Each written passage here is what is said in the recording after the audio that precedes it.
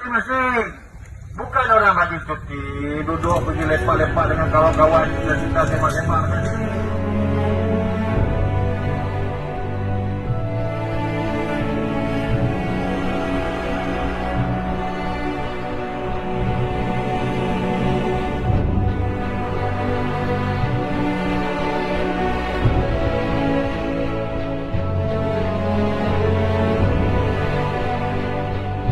Hi and Assalamualaikum.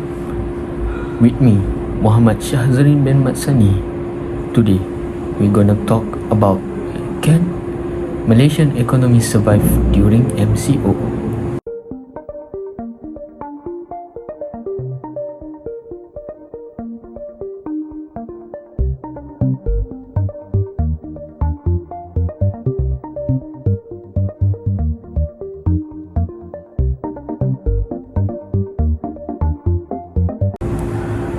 It comes as no surprise that the pandemic has affected many lives globally, forcing everyone to accept a new norm of masks, SOP and lockdowns.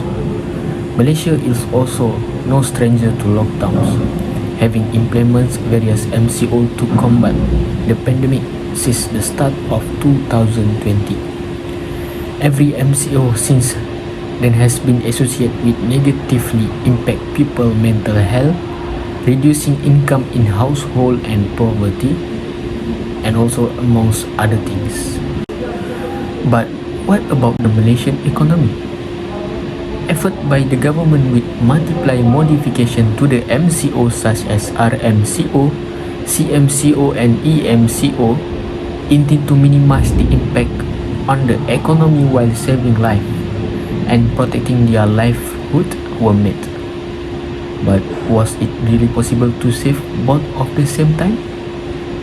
While active cases were reduced with repetitive lockdown, we were seeing the same positive performance to the economy.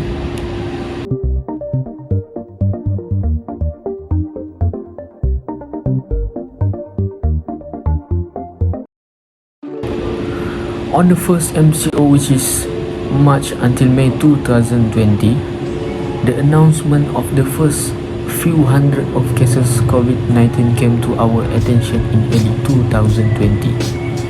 Malaysia swiftly decided to implement a strict lockdown known as MCO 1.0, halting all business operation deemed non-essential.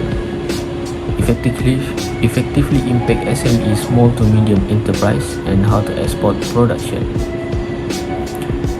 SME contribute to 35% of Malaysian GDP, gross domestic product, and to 700 of the job in the entire market.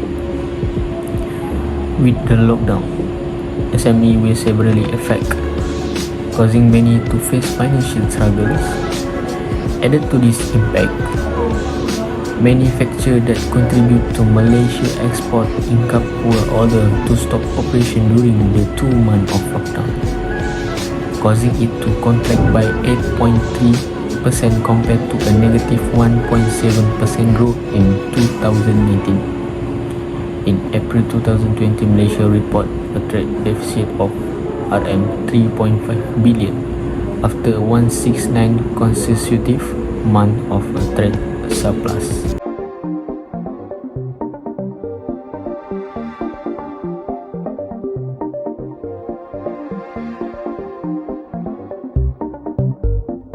So, how vaccination can help recovery the economy? With the introduction of the vaccine immunization program, which is expected to vaccine 80% of its total population by February 2022 to achieve herd immunity, many economists believe that this remains the key to a full economy recovery. Despite the positive expectation met by the government, reaching the target still seems to be highly doubtful. Considering the record of the vaccination rollout, which vaccinated only 7.2% of its population on the 4th of July after 100 days into the vaccination process. After Malaysia stabilizes, we can expect the economy to recover, with market confidence surging up, causing consumption and investment to increase steadily. Next, how will our economy recover?